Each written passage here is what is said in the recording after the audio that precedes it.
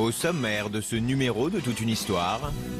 J'avais une fausse identité qui me permettait de m'infiltrer dans les filières internationales de drogue. Mon rôle pendant 30 ans, ça a été d'infiltrer les groupes criminels. Je devais remonter les sources de vente d'armes et d'explosifs en France. Jean-Pierre et Christian ont été des agents secrets. Ma couverture, c'était soit de transporteur routier, soit banquier. Tout ça dépend de l'organisation que j'infiltrais. À cette époque-là, je voulais être un gros voyou. Et je savais faire qu'une chose, c'était voler. Donc on est passé à des cambriolages et je me retrouve en prison. Je rentrais de mission, je restais 48 heures chez moi. Ma femme me lavait mes affaires, j'avais juste à reprendre l'avion. C'est terrible, c'était une drogue. Une vie de James Bond qui laisse forcément des traces. Mon travail, c'était 90% de ma vie. J'en avais marre de ces non-dits, j'en avais marre de ces absences. Est-ce qu'ils vous en veulent? Peut-être un petit peu. C'est normal.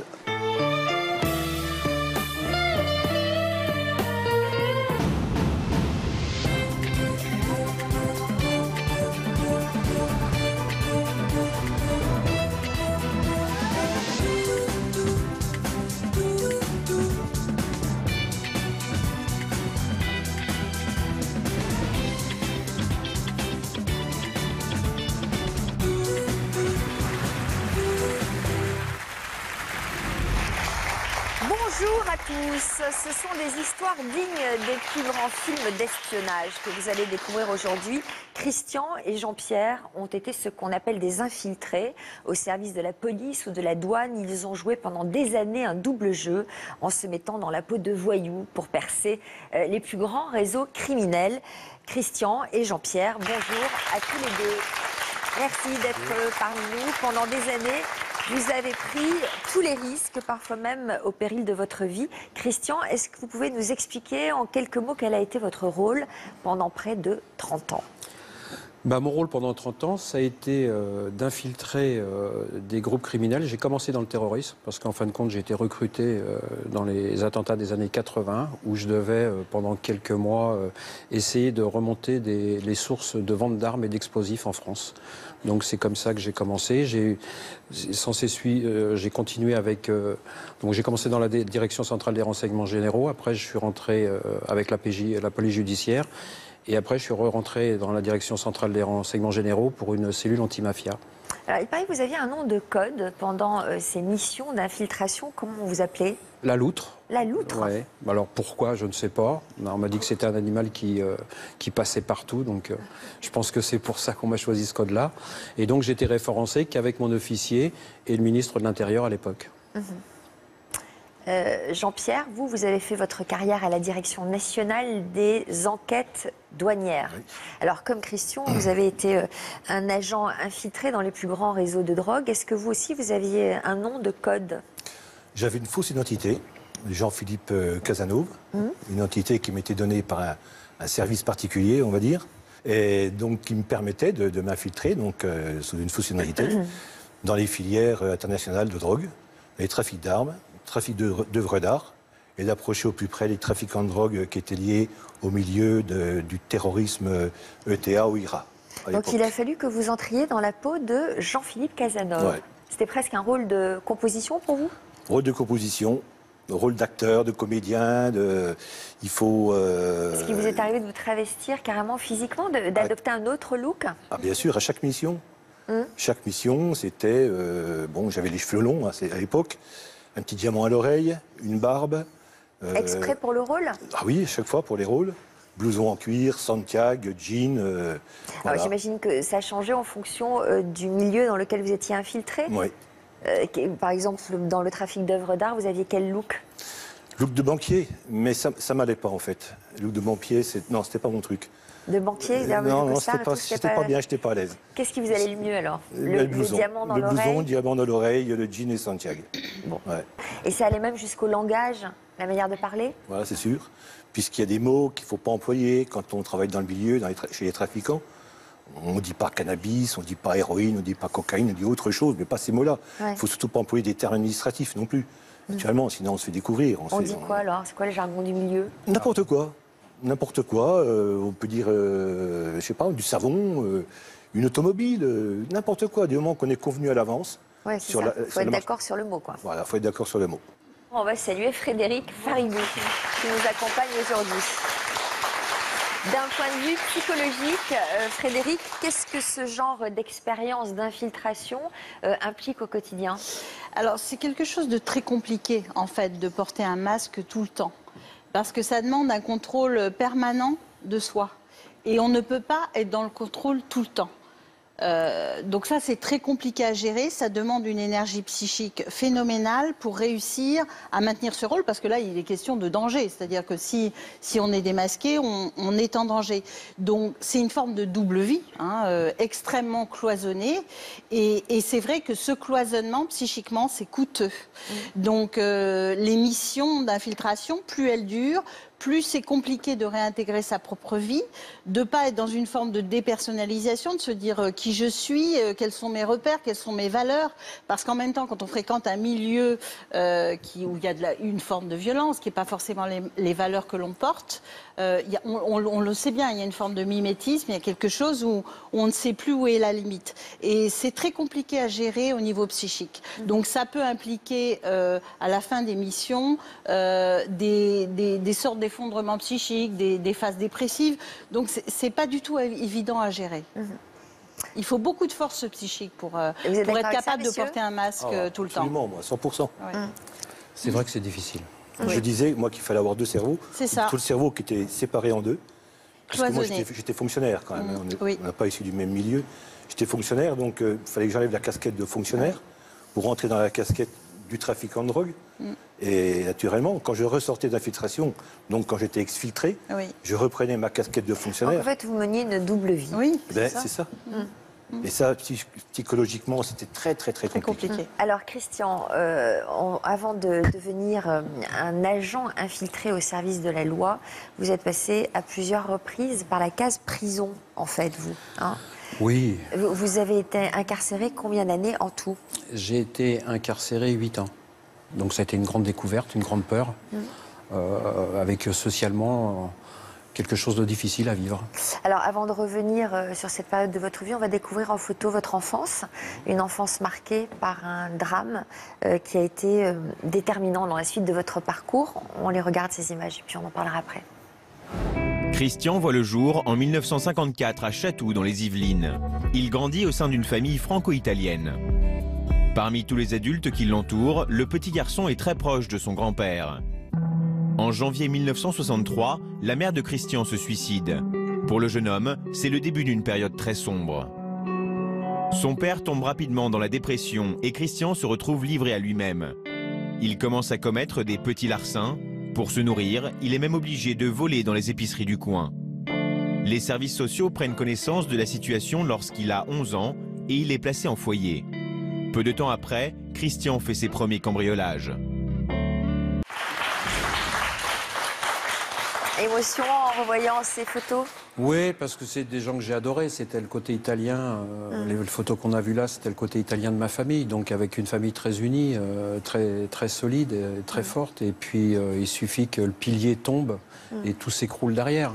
Ouais, et puis après, il y a la sentence qui tombe. C'est-à-dire que mon père tombe dans l'alcoolisme, on finit clochard. Donc tout ça, c'est le suicide de votre maman qui a... C'était ma première mort, moi. Ouais. Voilà, le suicide de ma mère, c'est tombé. Tout à fait. Mais après, ce que j'ai pas compris, c'est le système qui se plaçait derrière. On a eu les huissiers. Ma mère était une petite commerçante. On a tout perdu. À l'époque, ils démontaient les douilles des plafonds, les huissiers. Et on se retrouve clochard dans la plaine de Montesson. Et au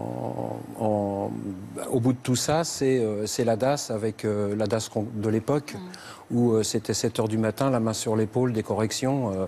Ça a été difficile. Donc, quand on a cet âge-là, 10 ans, 11 ans, on se dit mais pourquoi donc Frédéric, là-dessus? Forcément, ça a un impact après sur un parcours de vie. Le fait d'être dans une famille très soudée, et puis soudain, vous le disiez, le pilier bascule, c'est le chaos, on est livré à soi-même.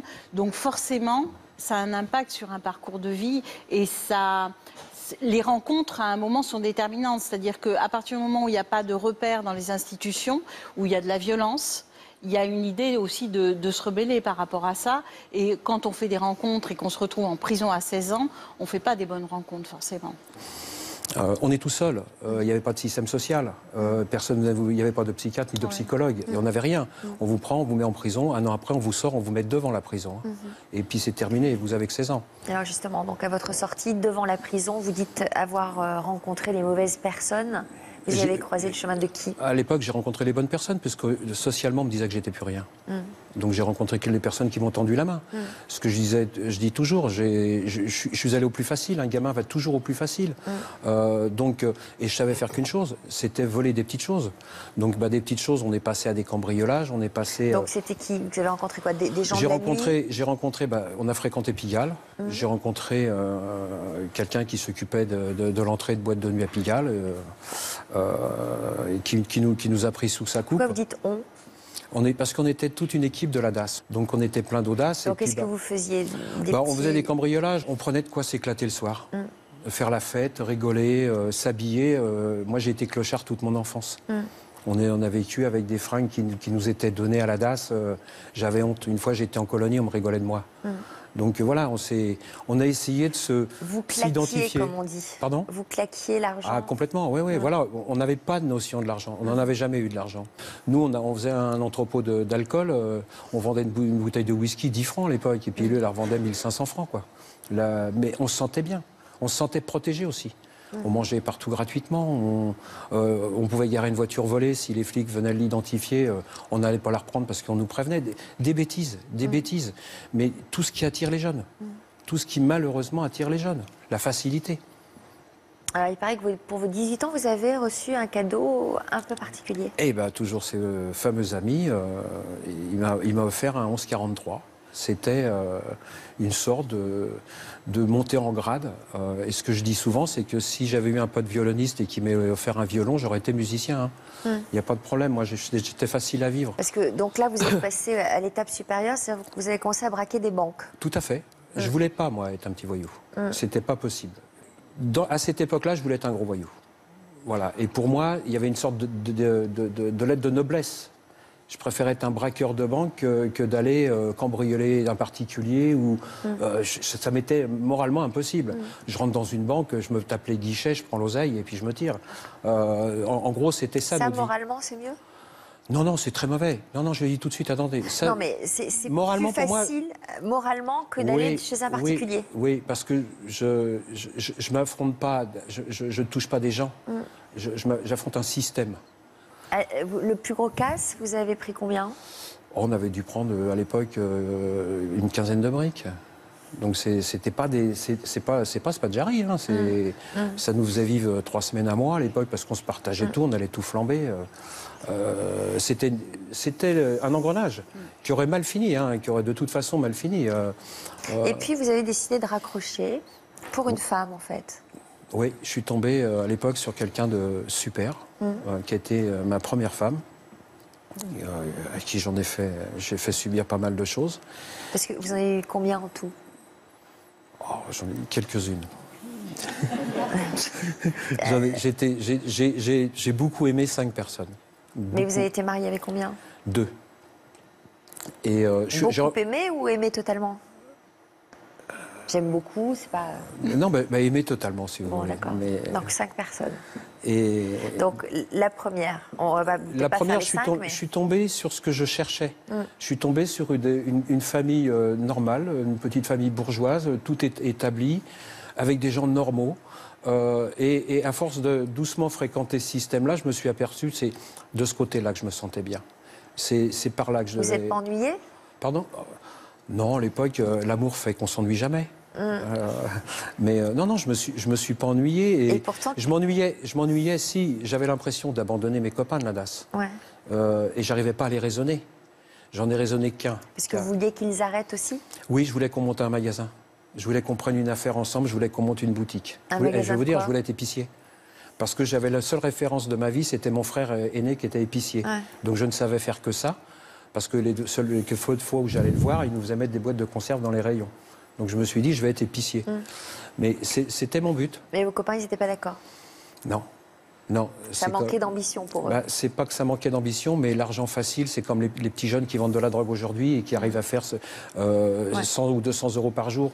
Allez leur parler de gagner 500 euros par mois ou 1000 euros par mois. Donc vous vous habituiez à votre petite vie tranquille bourgeoise lorsque votre passé vous a rattrapé. Qu'est-ce qui s'est passé? Bah, mon passé me rattrape parce que, à l'époque, moi, je suis avec mon ami. On essaye, en tout cas, de se structurer et de trouver une boutique et de démarrer dans la vie. Et sur les personnes avec qui j'étais, les autres ont continué, à part un seul, mon ami Didier, qui est resté avec moi. Les autres ont continué et ça peut finir que mal. Et donc, sur un braquage à Pontoise, ils se font allumer. Et dans la fusillade, une personne est blessée. Mais il faut remonter au contexte de l'époque. À l'époque, on est sous Giscard, il y a encore la peine de mort. Ils sont arrêtés avec une fusillade. Les flics, je dis les flics, mais, parce que je les aime beaucoup, hein, voilà, mais les flics jouent de ça. Et quand une personne est blessée à l'hôpital dans un braquage, tant que pour vous faire parler, on va vous pousser à balancer un maximum de monde. Et voilà, ils balancent tout le monde. Et donc vous vous retrouvez en prison? Et je me retrouve en prison. Pendant 8 ans? Pendant 7 ans. Et votre femme vous attend? Et ma femme m'attend et on se marie à Fleury-Mérogis. Ah ouais, carrément. Ouais. Et pendant ce séjour, vous avez fait la connaissance du patron de la police judiciaire de Versailles. J'ai surtout appris à lire et écrire, ce que je ne savais pas. À 20 ans, je ne savais pas lire et écrire. Donc j'ai appris tout ça et puis j'ai fait une belle rencontre. Et j'ai rencontré peut-être une des premières personnes assez humaines dans ma vie, qui a été le patron de la police judiciaire de Versailles. Et qui s'est intéressé à vous? Mais qui s'est défoncé pour me sortir de prison. Parce qu'il a senti que vous étiez quelqu'un d'intelligent et... Peut-être pas, non, parce que j'avais tout avoué, moi. Quand on m'a attrapé, je dis, bon, la partie est terminée, je vous dis tout ce que j'ai fait, vous me faites payer l'addition, et puis quand je sortirai, je verrai la suite. Donc j'avais plus rien à cacher. Moi, on n'a pas eu besoin de me torturer. Ça a été normal. De toute façon, tout le monde était arrêté, il n'y avait plus rien à jouer. Alors, qu'est-ce qu'il vous a proposé à votre sortie de prison? D'abord, il ne m'a rien proposé parce que on est devenus très amis et on se voyait assez régulièrement. Ça nous arrivait de déjeuner ensemble. Et moi, je m'étais par contre fait ma situation. Je suis ressorti, j'ai travaillé comme tout le monde. J'ai eu la chance, avec ma femme de l'époque, socialement, de pouvoir prendre un magasin. Et puis un jour, il est venu me voir en me disant que dans la vie, il y avait des possibilités de payer sa dette. Parce que pour moi, la prison, c'est la punition. Ça, c'est peut-être idiot ce que je vais dire. Mais très vite, j'ai compris en prison que la prison, c'était une punition. Mais que la dette à la société, on la devait toujours. C'est des fois, les gens n'arrivent pas bien à saisir, les gens qui vont en prison en tout cas. Et je me sentais encore redevable. Et j'avais ma dette à payer. Et il y a eu les fameux attentats. On a connu la série d'attentats dans les années 80 où, malheureusement, tout moins, heureusement pas aussi chaud qu'aujourd'hui, ce qu'on connaît malheureusement aujourd'hui. Mais, et puis il m'a demandé si je pouvais leur donner un coup de main.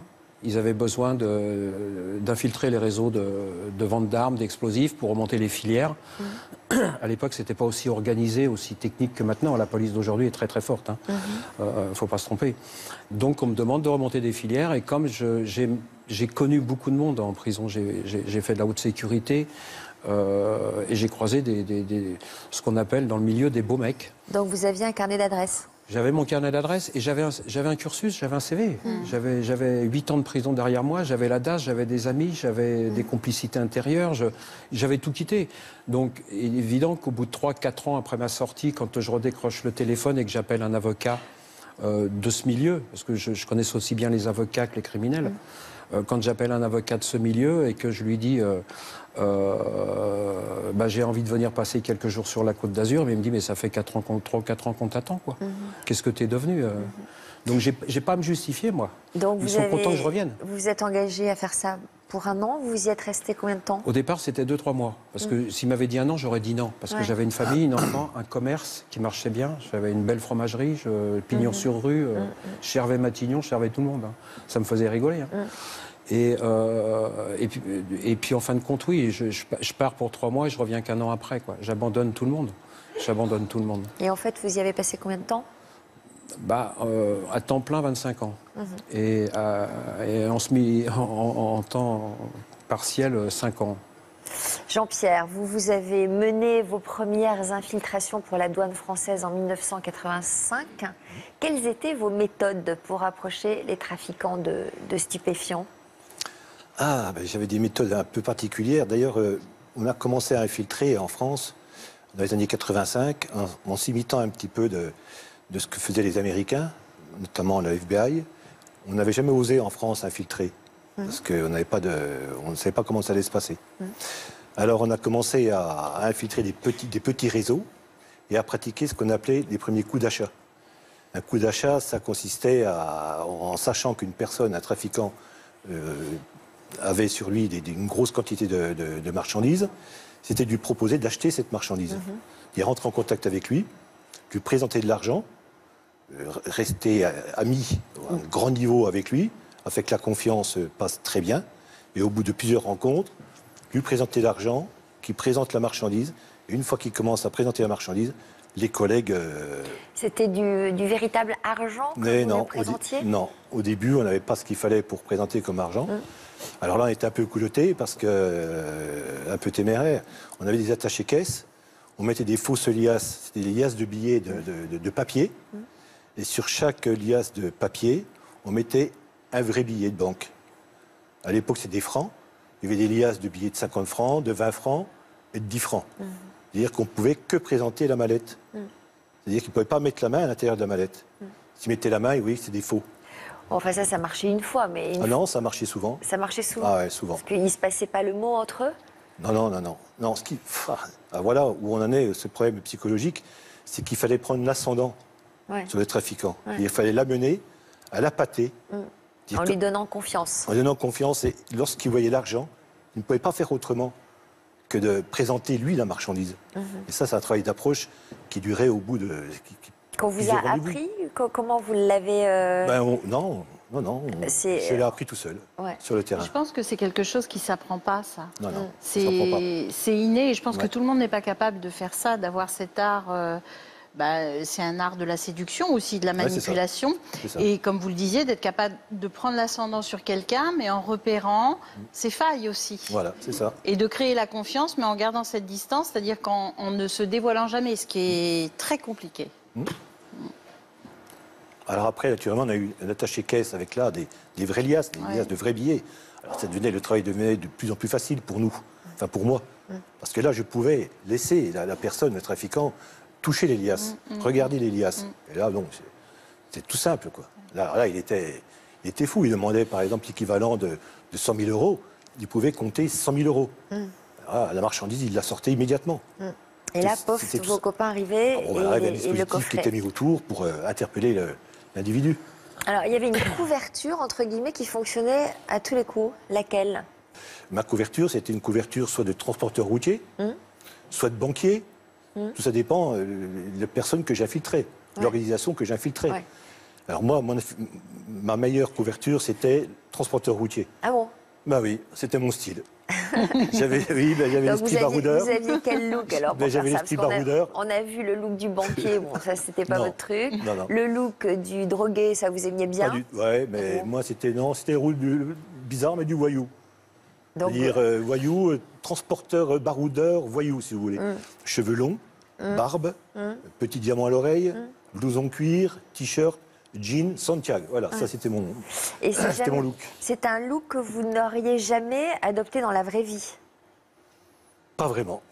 Non, mais pas vraiment. Mais quand même, ça faisait partie de vous. Ça fait partie de moi. C'était l'une de vos facettes. Oui, voilà. Mais c'est en côtoyant aussi les trafiquants, voyant comment ils se comportaient, comment ils s'habillaient, et c'est comme ça que j'ai attrapé ce look, quoi. Et qui passait naturellement super bien.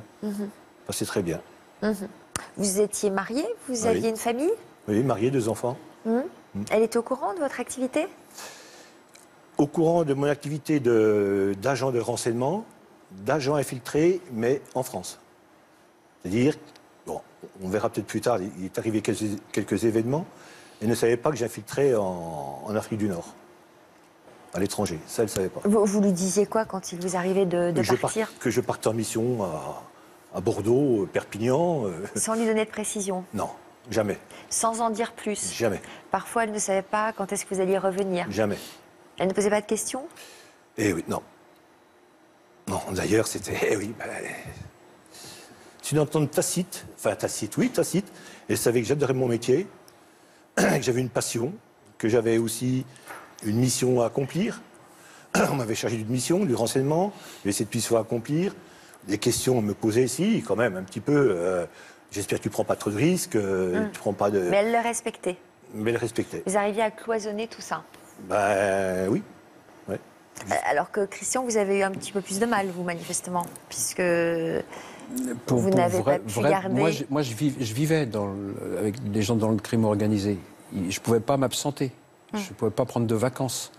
Il fallait, par contre, que j'éloigne ma famille le plus possible. Mais arrive un moment, il fallait que les gens en face de moi, s'ils voulaient voir ma famille, ils puissent la voir. Donc il fallait que j'arrive à composer avec ça. Ce qu'ils ne cherchent jamais à faire. Donc ça a été compliqué quand même de faire ce métier tout en ayant une vie familiale sereine. Ça a été très compliqué parce que je faisais que mentir déjà à ma famille en permanence. Moi, quand ma femme à l'époque me demandait qu'est-ce que je faisais dans la vie, je lui disais que j'étais le bras droit d'un avocat. Moi, j'étais dans un système aussi où on ne peut pas bénéficier à titre personnel des biens du crime. Je ne pouvais pas avoir de restaurant, je ne pouvais pas acheter de boîte de nuit. Donc j'étais un mec, on me prenait pour un mec assez farfelu, assez libéral, qui se foutait un petit peu de tout. J'étais un bon ouvrier, ce que je dis tout le monde. Dans le milieu, moi, dans le milieu où j'étais, surtout dans la mafia. C'est-à-dire qu'on ne comprenait pas comment vous pouviez être à la fois dans le milieu sans avoir les moyens de vous payer plein de choses. Mais j'aurais pu avoir. Moi, on m'a proposé des restaurants, on m'a proposé des hôtels. Tiens, une fois, on m'a proposé un hôtel, mais tout de suite, on m'emmenait chez le notaire et on signait les sessions de bar et j'avais un hôtel. Parce que c'est un hôtel du système, du milieu. Il n'était pas forcément complètement à moi, mais je l'avais. C'est impossible. On ne peut pas être dans les deux camps. Ouais. Et alors, vous avez vécu des situations dignes de scénarii de films. Par exemple, une fois, vous avez passé 10 jours dans la montagne. Qu'est-ce qui s'était passé là ? Là, on remonte les filières d'armes, mais bon, pour que ça fonctionne, il faut qu'on en achète. Il faut qu'on puisse faire l'analyse des produits. Vous savez que les explosifs, d'un pays à l'autre, on les identifie après les analyses. Donc là, on avait trouvé une filière en Italie. Et l'administration française reste en France. Hein. À partir du moment où il faut passer la frontière, je pars tout seul. Je pars en solo. Et on fait l'achat. Tout se passe bien. C'est pour ça que moi aussi, ça se passait bien, parce que les gens n'étaient jamais arrêtés avec moi. C'était pas le but d'arrêter les gens. Hein. On fait l'opération, je paye, on achète les armes. Par contre, je dois tout remonter par la montagne. C'est moi qui dois me passer là au-dessus de Menton, je dois me passer la montagne. Et puis ça se fait de nuit. Dans ces cas-là, vous êtes tout seul à faire ça ? Je suis tout seul, je dois m'assumer, Donc j'ai les explosifs, j'ai 1 kilo d'explosifs, j'ai les détonateurs. Je pars tout seul dans la montagne. Mon premier souci, c'est monsieur, les douanes. Et puis ils sont malins, hein. Ils connaissent le système. Hein. Je peux vous dire que moi aussi, je le connais. Hein. Donc il faut que je me sorte de ça. Et puis je fais une chute. C'est-à-dire que je suis en pleine nuit, je crois que je vais sauter 50 cm, 1 mètre, je me tape 3-4 mètres. Quoi. Et je ne peux plus bouger. Je peux plus bouger. Et c'est là où on sait si on a des vrais amis ou pas, parce qu'ils viennent m'extraire. Ils viennent m'extraire. Mais ça vous... La direction mon officier traitant, les gens de la direction centrale des renseignements généraux. Ils acceptent de passer la frontière et de venir me chercher. Donc voilà, c'est très solide. Ça paraît logique quand même, non ? Non, ils n'avaient pas le droit. Ils n'ont pas le droit. C'est à moi de me débrouiller. Je pense que peut-être un des fonctionnaires, si personne n'avait décidé de le faire, l'aurait fait à titre personnel en venant sur les lieux et serait venu peut-être me chercher. Donc voilà, quoi. Jean-Pierre, vous aussi, vous avez échappé au pire à plusieurs reprises. Je crois même qu'un jour, vous avez dû être exfiltré plus vite que prévu. Qu'est-ce qui s'était passé ? J'étais infiltré chez un trafiquant de drogue qui s'était déjà fait arrêter pour plusieurs tonnes. Et là, il devait acheter plusieurs tonnes encore de drogue. Et donc, j'avais eu la possibilité d'infiltrer son organisation. J'étais infiltré depuis plusieurs jours, même plusieurs semaines chez lui, c'est-à-dire à son domicile personnel. Je vivais donc avec lui, avec son épouse, avec son milieu familial. Il m'avait confié les clés de sa maison. Quand il partait faire les courses avec son épouse, c'est moi qui étais chargé de répondre au téléphone. Donc là, il y avait une confiance qui était absolue. Ça vous posait pas un problème psychologique, justement ? Ah mais si, mais ça, à chaque fois, c'est un problème psychologique. Ça devait être à chaque fois ça devient un ami. Ouais, Ça devient un ami, c'est terrible ça. Enfin, un ami, naturellement, on garde toujours son... C'est là qu'il faut toujours garder son truc. ouais. Et l'affaire se passe bien, et j'arrive à remonter des choses extraordinaires, identifier des commanditaires, des financiers, tout se passe super bien. J'apprends entre-temps que cette personne que j'ai infiltrée était liée de très très près touchait très très près de Théa, à cette époque. Donc c'était une affaire qui partait très très bien. Et puis, à quelques jours de la réalisation de cette affaire, il y a une espèce de petit mot qui sort, une indiscrétion qui sort, et la personne apprend que la douane travaille sur lui. Et là, il se documente, parce qu'il avait des attaches un petit peu partout, bien placées. Et là, on lui dit, oui, fais gaffe, on croit bien qu'il y a quelqu'un qui gravite dans ton milieu, mais très proche. Bah, naturellement, là, ça fait tilt. Hein. Il a dit, maintenant, je vais voir qui est là depuis peu de temps. Et automatiquement, Pensez à vous. il s'aperçoit qu'il se dit, ben, ça y est, c'est lui. Et j'avais un ami, entre guillemets, un contact, comme était monsieur, mais c'est un contact comme monsieur, c'est-à-dire un contact que moi, j'avais recruté. Parce que monsieur, j'aurais pu le recruter d'ailleurs. Ça rentrait bien dans mes cordes. Oui, c'est ça, c'était ça, c'est terrible comme truc. Et ce contact me dit, dépêche-toi, sauve-toi, t'es identifié, t'es reconnu, c'est foutu, ils vont te faire la peau. Et là, bon, alors là, j'ai prétexté d'aller chercher un paquet de cigarettes, j'ai pris les jambes à mon cou et je me suis sauvé. Et après coup, on a su le fameux de l'histoire. Ils étaient venus pour me chercher dans une chambre d'hôtel à 3 personnes. Ils devaient me faire la peau et me jeter dans la Seine. Voilà, comme ça l'affaire était claire. Vous devez être marqué à vie par tout ça, non? Il y a des moments où ça vous pollue encore l'esprit? Ah oui, complètement. Vous avez dû avoir très peur, là. Très peur, une peur extraordinaire. Affreux. Une autre fois, c'était encore, le degré était encore pire. J'avais été enfermé pendant toute une nuit dans une villa à Malaga, avec une dizaine de grands voyous, de grands trafiquants. Et là, j'étais chargé d'identifier un Français qui travaillait dans l'organisation. Et je l'avais identifié. J'avais tous les noms, j'avais tout ce qu'il fallait. Et dernière minute, là, c'était pareil. Je sentais que ça commençait à... Vous aviez été balancé. Ah, je pense que ça commençait à mal tourner, parce qu'on sent aussi les choses, à la force, avec Qu'est-ce qu'on sent? Que les regards changent, oui, que les attitudes changent? Les attitudes. Ouais. On sent que ça change. C'est bizarre parce qu'ils deviennent plus amicaux. Donc là, il faut être quand même très attentif à tout, très vigilant. Toujours. Il faut quand même avoir une sacrée expérience psychologique, Voilà, c'est ça. un sens, une intuition. Ah, une intuition extrême. C'est une question de vie ou de mort. Donc Ça permet de vivre. C'est ça. Et je pense que la peur, elle est indispensable. Parce que la peur, c'est ce qui permet à un moment donné de distinguer, justement, de ne pas franchir la limite, de ce mimétisme et de pas être trop dans la sympathie et de perdre sa vigilance. Parce qu'en fait, ce qui est compliqué, c'est cette extrême vigilance. Et forcément, à un moment donné, on en parlait au début de l'émission, ce contrôle permanent, l'effondrement, il a la mesure du contrôle aussi. C'est-à-dire quand on arrête de se contrôler, il y a quelque chose qui... Comme quand on se bat contre quelque chose, à un moment donné, on a besoin aussi de se poser. Et là, il y a quelque chose qui s'effondre à l'intérieur. Donc c'est compliqué à gérer. Souvent, on me dit, mais tu n'avais pas peur. Mais non, si. J'avais peur. Mais oui, absolument, certainement. j'avais Mais très vous peur. devez encore avoir des séquelles de tout ça aujourd'hui? Bien sûr. Vous faites des cauchemars la nuit? Bien sûr. Oui.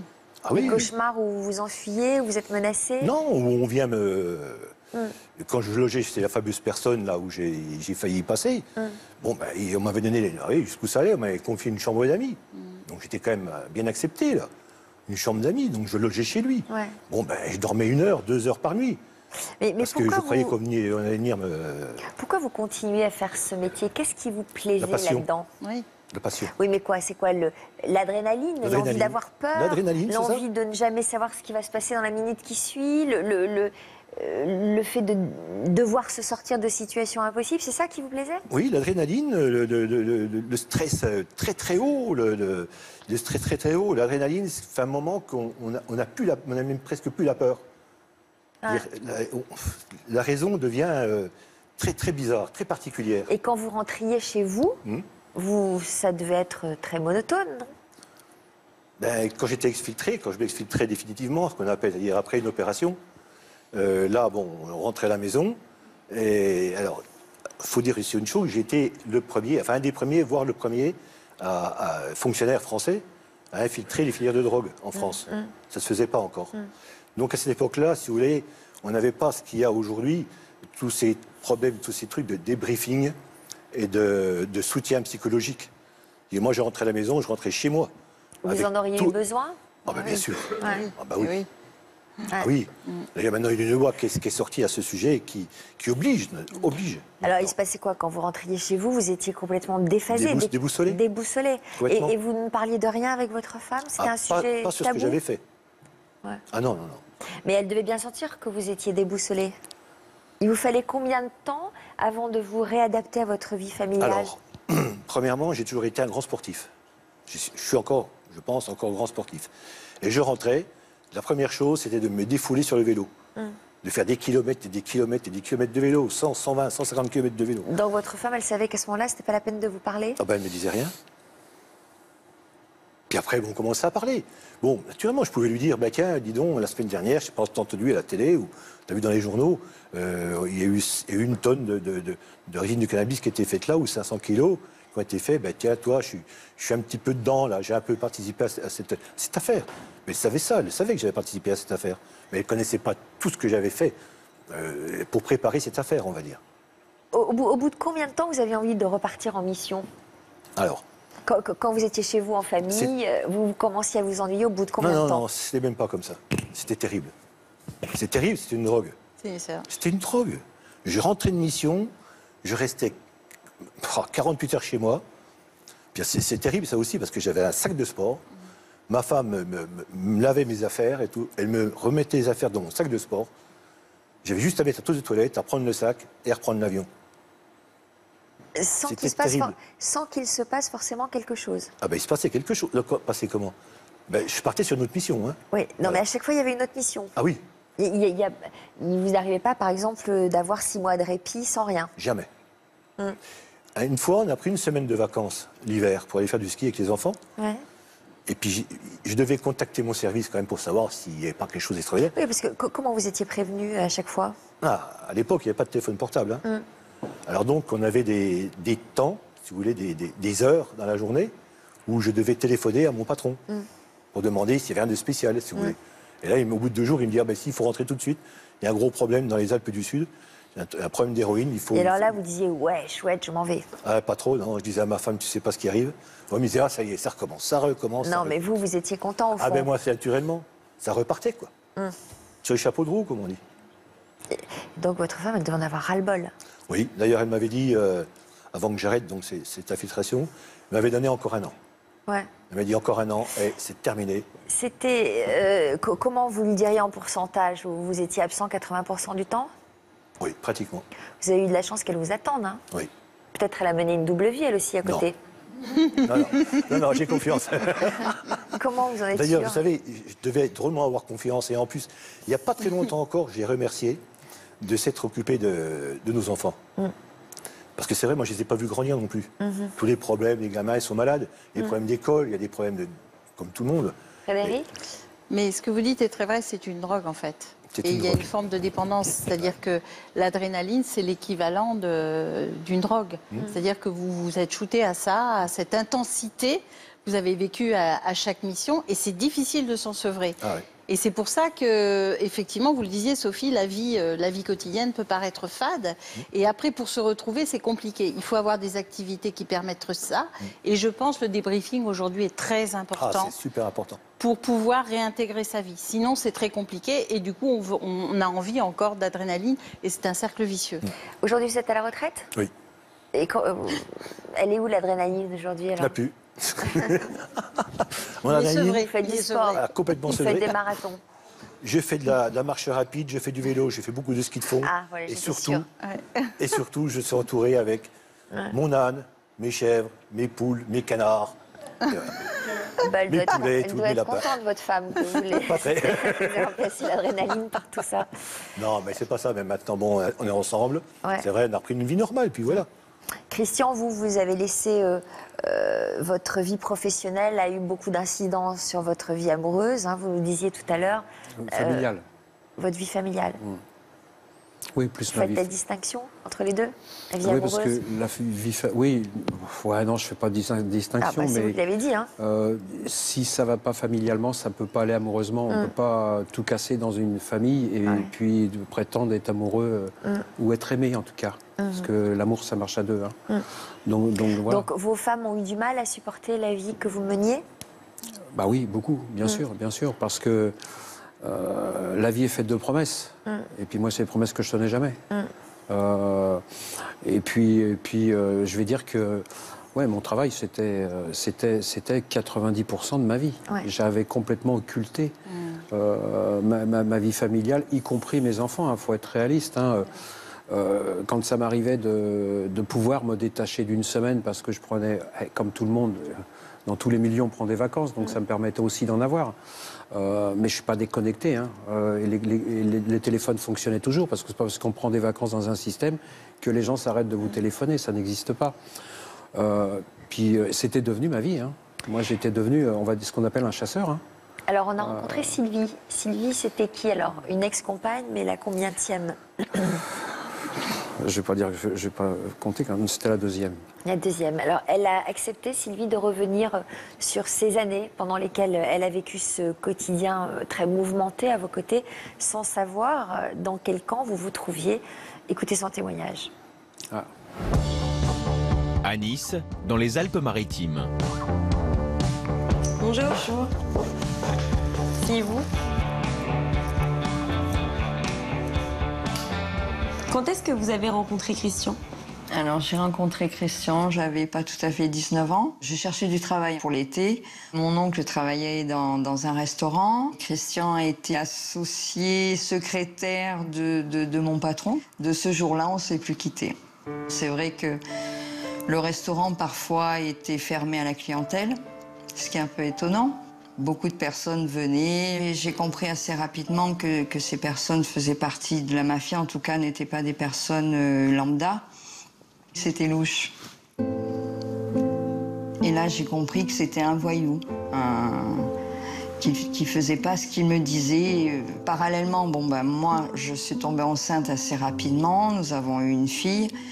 Donc j'étais imbriquée dans cette vie, j'étais embarquée là-dedans. Alors, il y avait des moments où c'était très calme, il était avec nous, c'était un papa, un mari, etc. Et puis, il y avait des armes quand même à la maison. On déménageait souvent. On a déménagé, j'ai compté 13 fois en 8 ans. Il partait parfois des jours, des semaines. C'est arrivé même qu'il parte 3 mois. Cette vie me faisait peur. Je ne savais pas qui j'avais vraiment en face de moi. Donc, ni Christian, qui ne voulait pas répondre à mes questions, ni les personnes que je pouvais côtoyer malgré tout. Y a-t-il un événement qui vous a plus marqué qu'un autre? Il y a un moment où j'ai eu très très peur.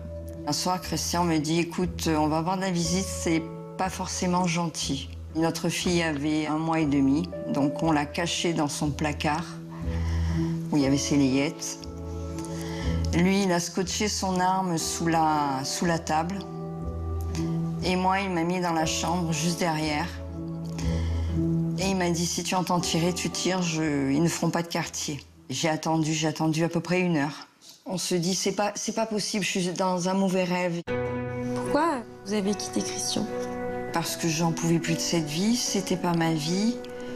J'en avais marre de ses maîtresses, j'en avais marre de ses non-dits, j'en avais marre de ses absences. Et ma fille grandissait. Et je voulais pas que sa vie, à elle, continue là-dedans.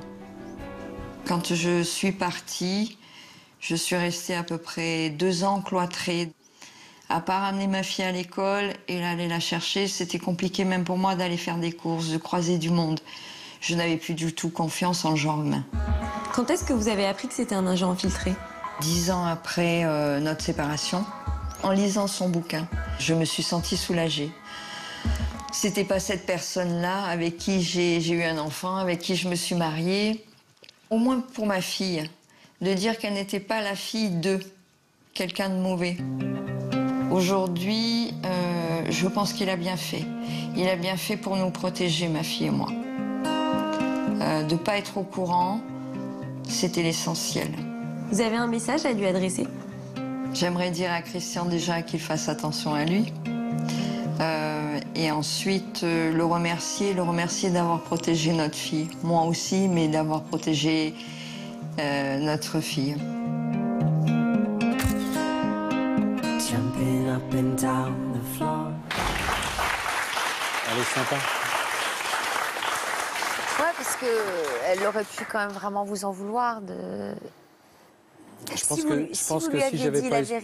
la vérité, ça aurait peut-être présenté plus de risques, mais au moins ça aurait peut-être préservé un lien entre vous.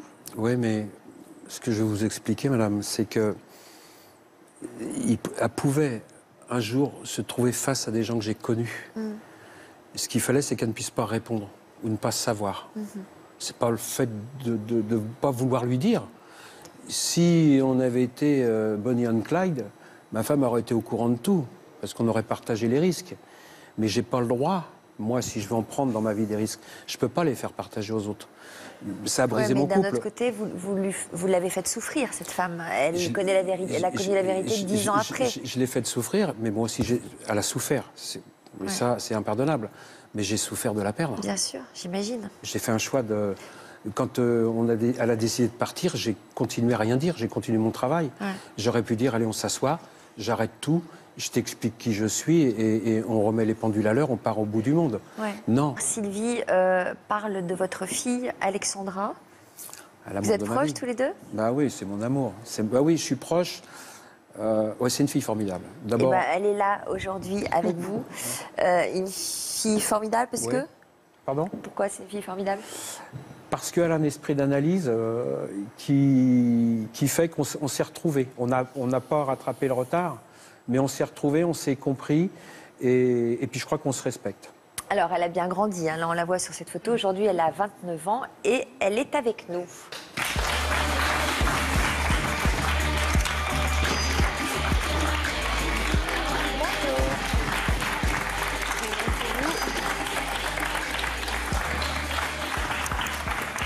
Alexandra, oui, tout va bien? Vous avez écouté tout ça en coulisses? C'est ça. Vous vous disiez quoi derrière cette porte?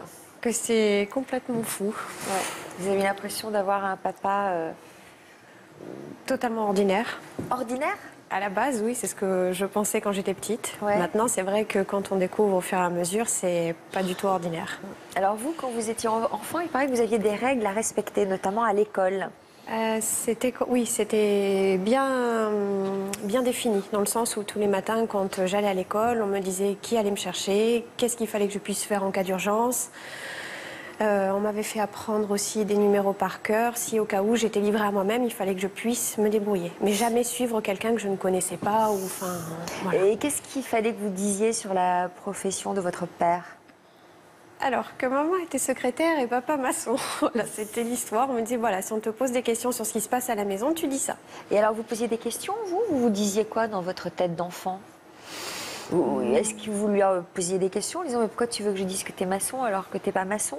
Pas du tout. Sincèrement, si vous voulez, on m'avait dit de dire ça, donc je pense que j'étais disciplinée, j'ai dit ça, sachant que tout se passait bien et que j'étais quand même dans une bulle où vraiment tout était bien. J'avais pas de problème particulier, donc j'ai écouté. Et quand vous êtes devenu ado, vous n'avez pas commencé à vous poser des questions ou à en poser? Si, je me suis déjà posé à moi-même des questions. J'ai mis quelques temps quand même avant de demander aussi réellement à mes parents ce qui se passait. Et puis de toute façon, bon, ils ont évité le sujet très longtemps. Vous aviez quel âge quand vos parents se sont séparés? J'avais, je crois, une dizaine d'années. Une dizaine d'années, ouais, 11 ans, quelque chose comme ça, ouais. Et finalement, vous n'avez connu la vérité que lorsque le livre de votre père est sorti, c'est-à-dire 10 ans après? C'est ça, un petit peu avant. Comment vous avez réagi quand vous avez découvert sa vie? Vous avez tout découvert en lisant le livre ou vous aviez eu une conversation avant la sortie du livre? Non, on a eu une conversation. Enfin, et tu m'avais prévenu pour la sortie du livre et qu'il fallait qu'on discute. Voilà. Donc, il y avait certaines choses à voir entre nous. Comment vous avez réagi? Sur le coup, c'est quand même assez irréel. On se dit, c'est pas possible. Tout ce que j'ai cru normal pendant tant d'années, ça l'était pas du tout. Donc, c'est assez assommant quand même, sur le coup. Mais est-ce que finalement, on comprend pas mieux la personnalité d'un père contre lequel vous étiez peut-être en colère? Complètement. Si, bien sûr. Après, ça explique beaucoup de choses. Ça met au clair quand même beaucoup de situations qui étaient quand même assez floues. C'est ça, vous avez dû être très en colère contre lui, contre ses absences, contre ses mensonges. Ah bah oui, parce que je me suis posé quand même beaucoup de questions. C'est sûr qu'il y avait quand même beaucoup d'absences et on ne sait pas forcément pourquoi. Donc c'était assez vague. Donc oui, ça a expliqué quand même tout. Ouais. Voilà. Est-ce que vous conservez quelques séquelles de cette enfance tumultueuse ? Je dirais qu'avec toutes les règles qu'ils m'ont données, ça ne m'empêche pas aujourd'hui d'être assez méfiante, d'être assez... de faire attention, voilà, quoi qu'il arrive. Vous êtes plutôt quel genre, du genre à avoir envie d'une vie tranquille, de fonctionnaire, enfin sans aucun a priori sur cette vie de fonctionnaire, mais ou avec un boulot fixe, des horaires fixes, où tout est nivelé, ou vous aimez aussi le risque comme votre père ? Alors c'est vrai que, bon, comme tout le monde avec le travail, c'est assez nivelé, c'est sûr, mais si je pouvais avoir une vie plutôt nomade, j'aimerais bien. C'est-à-dire quoi, que vous commencez à vous ennuyer un peu dans votre vie ? Un petit peu. Ouh là là là là, Frédéric, ça promet. C'est ça. C'est ça. Mais je comprends que ça ait pu être un choc, mais en même temps, ça a dû apaiser quelque chose en vous aussi, parce que le fait de ne pas savoir, d'avoir cette opacité, il y a comme un double message, et il y a des choses qu'on ne comprend pas et qu'on ne peut pas décoder. Donc ça veut dire que le monde n'est pas tel qu'il paraît. Donc ce qui a pu justement vous donner une certaine méfiance vis-à-vis de la vie et des choses qui vous sont présentées. Donc le fait de mettre des mots et de comprendre pourquoi vous aviez ça, je pense que ça peut aider aussi à apaiser quelque chose en soi. Tout à fait, c'est vrai qu'après on se sent complètement apaisé de savoir pourquoi ça s'est passé comme ça et pas d'une autre manière. Vous en êtes où dans votre vie sentimentale ? Pas grand-chose. Vous aimez quel genre d'homme ? Disons pas fonctionnaire et pas... Voilà. Bonne chance. Hein ? Oui, bah oui. Plus âgé et bon, un peu baroudeur, quoi. Ouais. Hein ? Un truc comme ça, quoi. Ce genre de profil. C'est ça. Ils ont quel genre de vie, vos enfants ? Oh. Il y en a un qui est ingénieur, l'autre qui est cadre supérieur à... Oui, Tout bien ça, carré. Bien carré. Impeccable. Vous les avez pas beaucoup vus ? Pas beaucoup. Vous vous rattrapez aujourd'hui ? J'essaye. J'essaye, mais c'est bizarre, la question que vous me posez. Pourquoi ? Parce que j'ai toujours une petite distance avec eux. C'est normal, puisque vous n'avez jamais été très proche d'eux. Ouais, mais c'est vrai, mais j'ai Ils jamais vous en- réussi à... Est-ce qu'ils vous en veulent d'avoir été si absent ? Le grand, peut-être un petit peu. C'est normal. C'est normal, j'étais pas là quand il fallait, et puis voilà, quoi. Comment l'aventure s'est terminée pour vous ? Mais pas bien du tout. Parce que donc, j'ai infiltré donc en Afrique du Nord les convois de résine de cannabis, et pour pouvoir attraper tous les trafiquants, c'est-à-dire les commanditaires, en France notamment, j'allais donc de l'autre côté, comme on dit, je ramenais la marchandise jusqu'en France, je la déposais en France et j'attendais que les trafiquants viennent chercher cette marchandise. Mais quand on a un filtre comme ça, et qu'on fait ce qu'on appelle une opération de livraison surveillée de produits stupéfiants, les trafiquants, quand ils viennent chercher la marchandise, ils veulent s'assurer, ils vont bien récupérer toutes les marchandises sans problème. Et ils veulent s'assurer jusqu'au bout, justement, que la personne qui a ramené les marchandises n'est pas un infiltré, et bien un voyou. Et pour tester, ils demandent qu'on lâche une certaine quantité de marchandises. Donc moi, ça m'est arrivé. Au bout de X opérations qui s'étaient bien passées, une opération comme ça, les trafiquants m'ont demandé de lâcher une quantité de marchandises. J'ai réussi à m'exfiltrer, à demander l'autorisation à mes supérieurs. L'autorisation m'a été donnée. 25 ou 50 kilos, je ne sais plus, ont été lâchés, comme on dit, sur 500 ou 600 kilos. Et le lendemain, les trafiquants sont venus chercher le reste. Donc l'affaire, globalement pour nous, il n'y avait pas de problème, c'est bien passé. Il y a eu ce lâcher, d'accord, mais bon, pour nous, c'était vraiment une goutte d'eau dans le trafic. Et plusieurs semaines plus tard, la police, par une enquête, a découvert qu'on avait lâché 50 kilos de résine. Et là, patatrac, boum, j'ai été identifié. Comme j'ai infiltré pour la douane, pour la police, pour la gendarmerie, c'était facile de remonter sur moi. J'ai été identifié, j'ai été arrêté. Et les 3 autres collègues qui m'ont donné un coup de main pour lâcher ces 50 kilos ont été arrêtés également. Voilà. Et j'ai été mis à l'ombre, comme on dit, pendant 15 jours. Suite à cette affaire-là, une loi a été votée qui autorisait après l'infiltration, les livraisons surveillées. Et dans ces livraisons surveillées, il y a possibilité aujourd'hui, dans les cas extrêmes, sous la tutelle naturellement d'un juge, de pouvoir, dans certains cas bien précis, de lâcher certaines quantités de marchandises pour ne pas griller, entre guillemets, les agents infiltrés. Bon, en gros, donc, vous avez été un précurseur. Vous Je peux avez dire. essuyé Exactement. les plâtres, comme Ouais, on dit. ouais, c'est vrai. Alors, tous les deux, vous avez eu besoin de raconter votre histoire dans un livre. Hein. Ça a été quoi? Une manière de continuer à rester dans l'adrénaline ou au contraire de vous apaiser dans vos vies les deux? Pour moi, c'est une manière d'évacuer, mais surtout aussi pour autre chose, pour rendre hommage à tous ces hommes et ces femmes, qu'ils soient douaniers, gendarmes ou policiers, qui travaillent dans l'ombre, qu'on ne connaît pas, qu'on ne connaîtra jamais. Pour bonne raison, c'est qu'ils travaillent dans l'ombre, ils ne seront jamais identifiés, heureusement, et qui, tous les jours, risquent leur vie. Et Voilà. vous, Christian, l'écriture de ce livre? Moi, ça a été surtout pour que les gens qui me sont très proches et que j'aime beaucoup finissent par savoir qui je suis. Puisque de toute façon, j'avais été identifié par la presse et dénoncé par des services. J'avais plus lieu de me cacher. Et j'ai un ami journaliste qui m'a dit « mais il faut impérativement que tu écrives ». Et ça a été pour moi une façon de dire qui j'étais réellement. Est-ce qu'il vous arrive tous les deux de conseiller des scénaristes ou des réalisateurs de films? Moi, j'ai commencé scénariste. Ah, ça m'étonne pas. J'ai commencé scénariste, pas un coup de chance. Hein. Donc j'ai travaillé sur 2 séries. Il y a de la matière, quoi. Ouais. Il y a de quoi puiser dans vos anecdotes. Un mot de Frédéric avant de conclure? Et je trouve, je suis touchée par ces histoires parce que je trouve que le prix à payer en termes de vie personnelle est fort. On laisse des plumes, hein, c'est sûr. C'est ça. Ah ouais. Moi, si je peux, si j'ai Oui. juste 2 secondes, j'aimerais... notre vie, moi, ma vie, pour moi, elle est normale. Donc je ne peux pas Oui. m'expliquer. Pour moi, c'est une suite comme ça. Ce que je voudrais expliquer, mais ce que j'ai vécu des jeunes aujourd'hui le vivre. À travers ce qu'on vit, à travers Daesh. Je sais ce que c'est que d'avoir 15 ans, 20 ans, 25 ans et être perdu. Ce que je veux expliquer, c'est que s'ils cherchent dans la liberté la mort, s'ils continuent et ils vont là-bas, ils vont la trouver. Et qu'il est toujours temps de faire machine arrière.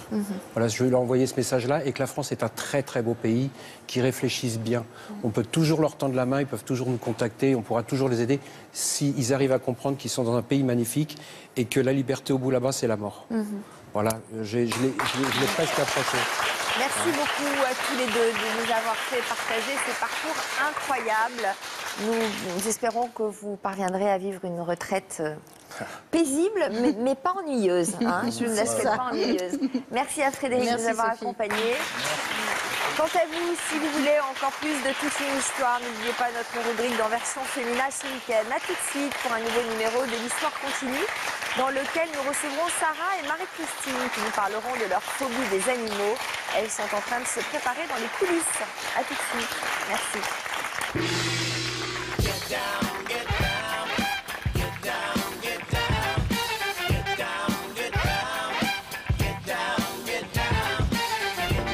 Les 2 femmes que nous recevrons cet après-midi ont un point commun. Elles ont une phobie. Pour moi, c'est catastrophique, ça monte jusqu'aux larmes. Ceux qui rendent la vie de Marie-Christine impossible, les voici. Oh, je peux pas. Là.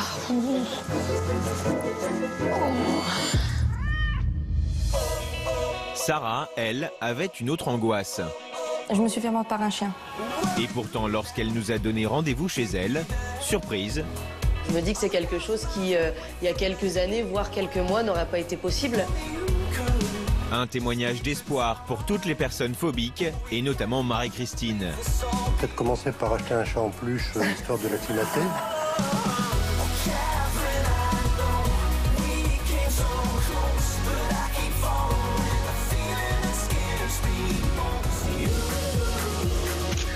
Bientôt, au sommaire de toute une histoire.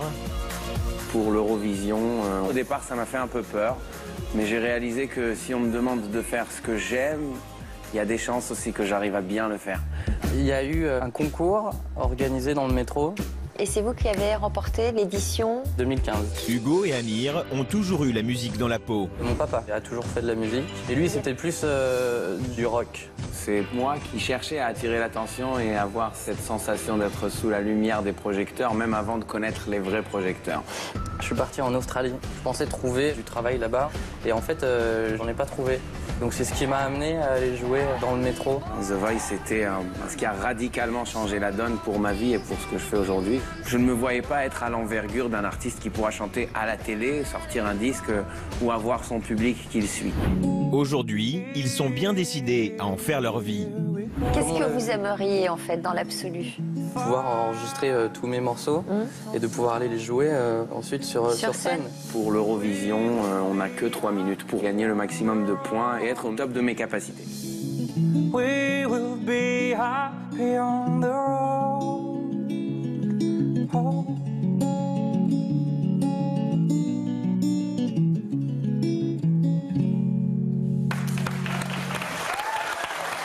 I'm sitting on the rock, watching the sky.